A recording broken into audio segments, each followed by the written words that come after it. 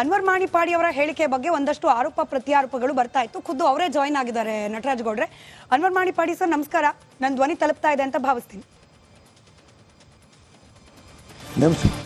ಇವತ್ತು ತಾವು ರಿಪಬ್ಲಿಕ್ ಕನ್ನಡಕ್ಕೆ ಕೊಟ್ಟ ಇಂಟರ್ವ್ಯೂನ ಒಂದಷ್ಟು ಆಯ್ದ ಭಾಗದ ಮೇಲೆನೆ ಚರ್ಚೆ ಆಗ್ತಾ ಇತ್ತು. ಸಮೀವುಲ್ಲಾ ಸರ್ ಇದ್ದಾರೆ, ನೀವು ವರದಿ ತಯಾರು ಮಾಡಿದ ಸಂದರ್ಭದಲ್ಲಿ ಅವರು ಜರ್ನಲಿಸ್ಟ್ ಆಗಿ ಬಹಳ ಹತ್ತಿರದಿಂದ ಪ್ರಕರಣವನ್ನ ಅಬ್ಸರ್ವ್ ಮಾಡಿದವರು. ಹಾಗೆ ಲೋಕಾಯುಕ್ತದ ಫೈಂಡಿಂಗ್ಸ್ ಬಗ್ಗೆ ಹೇಳೋ ಸಂದರ್ಭದಲ್ಲಿ ಲೋಕಾಯುಕ್ತ ಕೊಟ್ಟ ರಿಪೋರ್ಟ್ ನಲ್ಲಿ ಮಲ್ಲಿಕಾರ್ಜುನ್ ಖರ್ಗೆ ಅವರ ಹೆಸರೇ ಇರಲಿಲ್ಲ ಅನ್ನೋ ಒಂದು ವಿಷಯ ಪ್ರಸ್ತಾಪ ಆಯ್ತು. ತಾವು ಮಲ್ಲಿಕಾರ್ಜುನ್ ಖರ್ಗೆ ಅವ್ರ ಮೇಲೇನೆ ಪುಂಖಾನುಪುಂಖವಾಗಿ ಆರೋಪ ಮಾಡ್ತಿದ್ದೀರಿ.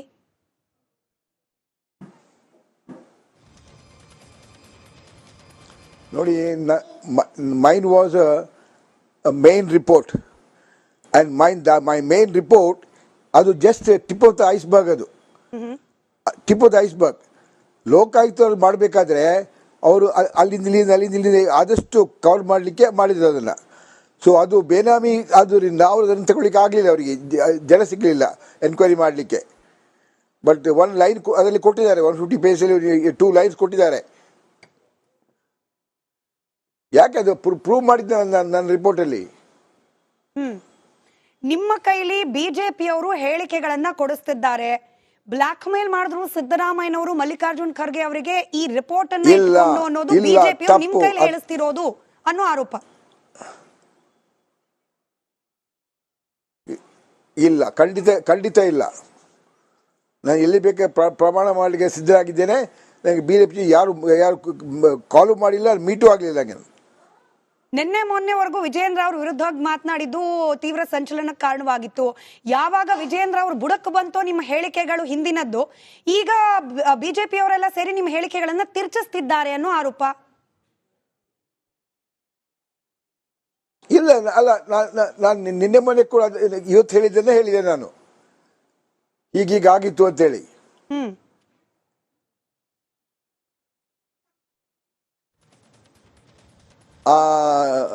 150 crore ವಿಷಯನೇ ಇದ್ದಿಲ್ಲ, ಅದು ಇಲ್ಲೂ ಇಲ್ಲ.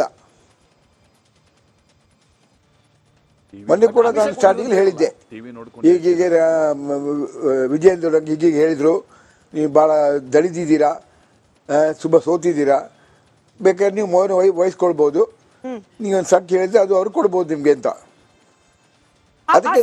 ಬ್ರೇಕ್ಫಾಸ್ಟ್ ಮೀಟಿಂಗ್ ಬಗ್ಗೆ ಒಂದು ಪ್ರಸ್ತಾಪ ಮಾಡಿದ್ರಿ ಅನ್ವರ್ ಸರ್.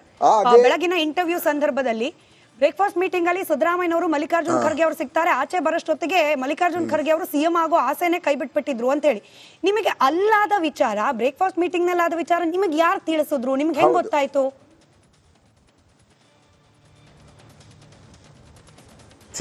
ಎವ್ರಿ ಪರ್ಸನ್, ಎಲ್ಲ ಜನರಿಗೂ ಒಂದೊಂದು ಮೋಲ್ ಇದ್ದೇ ಇರ್ತಾರೆ ಒಳಗೆ ಹೇಳಿಕೊಡೋರು, ಗೊತ್ತಾಯ್ತಲ್ಲ ನಿಮ್ಗೆ. And it's understood. ಒಂದು 3 ವರ್ಷದಲ್ಲಿ ಅವರಿಬ್ಬರು ಭೇಟಿ ಆಗಲಿಲ್ಲ, ಖರ್ಗೆ ಮತ್ತು ಸಿದ್ದರಾಮಯ್ಯ ಅವರು. ಯಾವಾಗ ಖರ್ಗೆ ಅವರು ಚೀಟು ಬೆಲೆ ಬರ್ತಾ ಶುರು ಆಯಿತು, ನೆಕ್ಸ್ಟ್ ಚೀಫ್ ಮಿನಿಸ್ಟರ್ದಲ್ಲಿ, ಆಗ ಬಂದು ಬ್ರೇಕ್ಫಾಸ್ಟ್ ಮೀಟಿಂಗ್ ಆಯಿತು. ಬ್ರೇಕ್ಫಾಸ್ಟ್ ಮೀಟಿಂಗ್ ಆಗಿ ಹೊರಗೆ ಬರಬೇಕಾದ್ರೆ ನಾನು ಆಕಾಂಕ್ಷಿ ಅಲ್ಲ ಅಂತ ಹೇಳಿದ್ರು ಅವರು. ಅವರು ಆಚೆಯಿಂದ ಕನೆಕ್ಟ್ ಆಗಿರೋದ್ರಿಂದ ಮಲ್ಟಿಪಲ್ ವಾಯ್ಸಸ್ ಹೋದ್ರೆ ಸರಿಯಾಗಿ ಕೇಳಲಿಕ್ಕಿಲ್ಲ.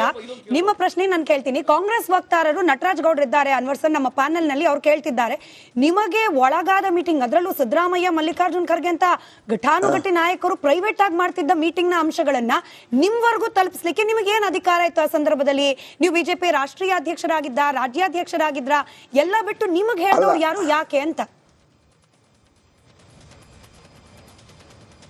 I was a spokesperson. So naturally I had moles everywhere. ಎಲ್ಲ ಕಡೆ ನನ್ನ ಮೋಲ್ಸ್ಗಳಿದ್ದು, ಎಲ್ಲಿ ಏನಾಗುತ್ತೆ ಅಂತ ಗೊತ್ತಾಗ್ತಿತ್ತು, ಗೊತ್ತಾಯ್ತಲ್ಲ. ಅದು ಮತ್ತೊಂದು ವಿಷಯ. ಹೀಗೆ ನಾಯಕರ ಮನೆಯಲ್ಲಿದ್ದ ನಾಯಕರಿಗೆ ಜ್ವರ ಬಂದುಕೊಂಡು ಮತ್ತೊಬ್ಬರಿಗೆ ಗೊತ್ತಾಗುತ್ತೆ, ಆಮಿಷದ ವಿಚಾರ ಮಾಡ್ತಾ ಇದೆ. ಅನ್ವರ್ ಸರ್, ಒಂದು ಕ್ಲಾರಿಫಿಕೇಶನ್ ನಿಮ್ಮಿಂದ ಈ ವೇದಿಕೆಯಿಂದ ಹೊರಗೋಗ್ಲಿ. 150 ಕೋಟಿಯ ಆಮಿಷ ವಿಜಯೇಂದ್ರ ಅವರು ಕೊಟ್ರು, ಇದು ಏನಿದು? 150 ಕೋಟಿ ಪ್ರಶ್ನೆ ಇಲ್ಲ. 150 ಕೋಟಿ ಯಾರು ಹೇಳೇ ಇಲ್ಲ. ಅದು ನಿಮ್ಗೆ ಎಲ್ಲಿಂದ ಸಿಗ್ತದೆ 150 ಕೋಟಿ? ನಂಗೆ ಅರ್ಥ ಆಗಲ್ಲ. 150 ಕೋಟಿ ವಿಷಯನೇ ಇಲ್ಲ ಎಲ್ಲಿ ಕೂಡ. ಅಲ್ಲ, ಪ್ರಿಯಾಂಕ್ ಖರ್ಗೆ ಅವರು ವಿಡಿಯೋ ರಿಲೀಸ್ ಮಾಡಿ ಹೇಳ್ತಾರೆ, ತಮ್ಮದೇ ಹೇಳಿಕೆ ಇದು ಅಂತ ಹೇಳಿ. ಇವರು ಮೊನ್ನೆ ಹೇಳಿದ್ರು ಅಮಿಷವನ್ನು ಕೊಟ್ಟಿದ್ರು ಅಂತ. ನಾನು ಇಲ್ಲ ಅಂತ ಹೇಳಿರಲ್ಲ. ಅಲ್ಲಿ 150 ಕೋಟಿ ರೂಪಾಯಿ ವಿಷಯನೇ ಇಲ್ಲ ಅಲ್ಲಿ. ನನಗೆ ವಿಜೇಂದ್ರ ಹೇಳಿದ್ರು, ಈಗ ದಣಿದಿದ್ದೀರಾ, ಸೋತಿರ, ಬೇಕಾದ್ರೆ ಮೌನ ವಹಿಸ್ಕೊಳ್ತಾರೆ, ವಹಿಸ್ಕೊಳ್ಳಿ, ಒಂದು ಸಂಖ್ಯೆ ಹೇಳಿದ್ರೆ ಅದು ಬಂದು ಮುಟ್ಟಿಸದೆ. ಏನಾದ್ರ ಅರ್ಥ ಏನು? ಮೌನ ವಹಿಸ್ಕೊಳ್ಳಿ ಅನ್ನೋದ್ರ ಅರ್ಥ ಏನು?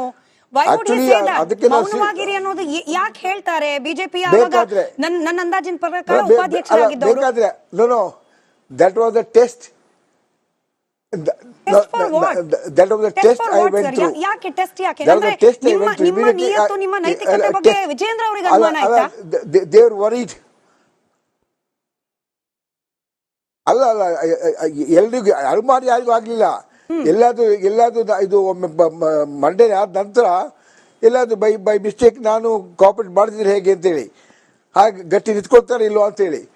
ಆಮೇಲೆ 2 days ಆದ ನಂಗೆ ಗೊತ್ತಾಯ್ತಂಗೆ. ಆಗ ಮಾತ್ರ ಸಿಟ್ಟಿಗೆದ್ದು ಮಧ್ಯಾಹ್ನ ಹೋಗಿ ಪ್ರೆಸ್ ಬಿಟ್ಟು ಏನಾರ ಮಾತಾಡಿದೆ.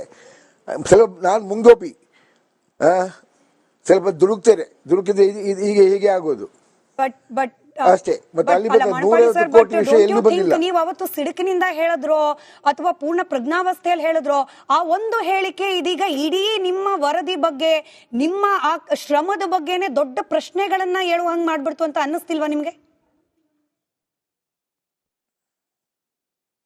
ಖಂಡಿತ ಇಲ್ಲ.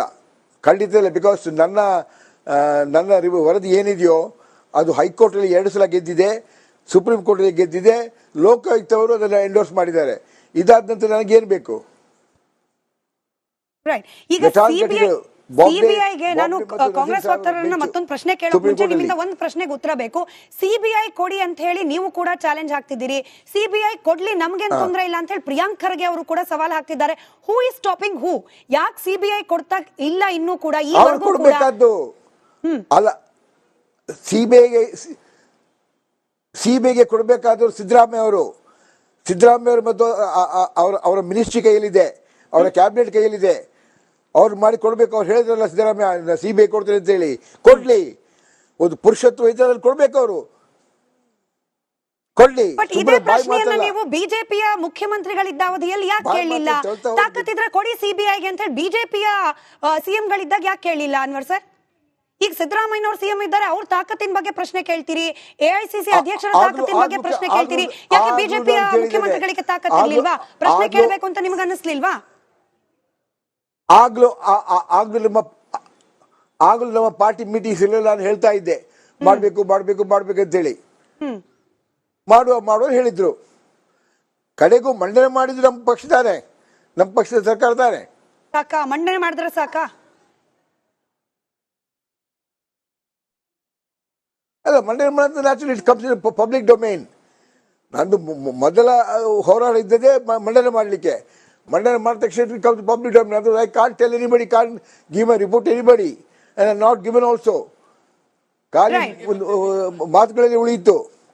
ಯಾವಾಗ ಪಬ್ಲಿಕ್ ಡೊಮೈನಿಗೆ ಬಂತು ಎಲ್ರಿಗೂ ಗೊತ್ತಾಯ್ತು ಯಾರ್ಯಾರು ಹೇಗೆ ಎಷ್ಟು ಅಂತ ಹೇಳಿ. ಆಯ್ತು. ನೀವು ನಿಮ್ಮ ಪ್ರಧಾನಮಂತ್ರಿ ನರೇಂದ್ರ ಮೋದಿ ಅವರು ನೀವು ಪತ್ರ ಬರೆದಿದ್ರಂತೆ, ಹೌದಾ ಅನ್ನೋದು ಮೊದಲ ಪ್ರಶ್ನೆ. ಹೌದು ಅನ್ನೋದಾದ್ರೆ ಅದನ್ನ ನೀವು ಬಹಿರಂಗ ಪಡಿಸ್ತೀರಾ? ಇವತ್ತು ನಿಮ್ಮ ವರದಿಯ ಫ್ಯಾಕ್ಟ್ ಫೈಂಡಿಂಗ್ಸ್ ನ ಒಂದಷ್ಟು ಸೋಷಿಯಲ್ ಮೀಡಿಯಾದಲ್ಲಿ ಹಾಕಿದ್ರಿ, ಹಂಗೇನೆ ಪ್ರಧಾನಿಗಳಿಗೆ ಬರೆದ ಪತ್ರನ ಕೂಡ ಆಚೆ ಹಾಕ್ತೀರಾ ಅಂತ ಕಾಂಗ್ರೆಸ್ ವಕ್ತಾರರು ಪ್ರಶ್ನೆ ಮಾಡ್ತಿದ್ದಾರೆ. ಅಲ್ಲ, ನಾನು ಮೋದಿಯವರಿಗೆ ಬಹಳಷ್ಟು ಕಾಗದಗಳು, ಬೇರೆ ವಿಷಯದಲ್ಲಿ ಕಾಗದಗಳು ಬರೆದಿದೆ ನಾನು. ಅದು ಯಾವುದು ಹೇಗೆ ಅಂತ ಏನು ಹೇಳಕ್ಕಾಗಲ್ಲ. ಅದೊಂದು ಎಷ್ಟು ವರ್ಷಗಳ ಹಿಂದೆ. ಅದೊಂದು ನಾನೀಗ ಬೆಂಗಳೂರಿನ ಕಂಪ್ಲೀಟ್ ಮಂಗಳೂರು ಶಿಫ್ಟ್ ಆಗಿದ್ದೇನೆ. ಆಗ ಪೇಪರ್ಸ್ ಎಲ್ಲಿ ಹೋಯ್ತೇನೆ ಹೇಳಕ್ಕಾಗಲ್ಲ. Such important letters, such important documents, but anyway.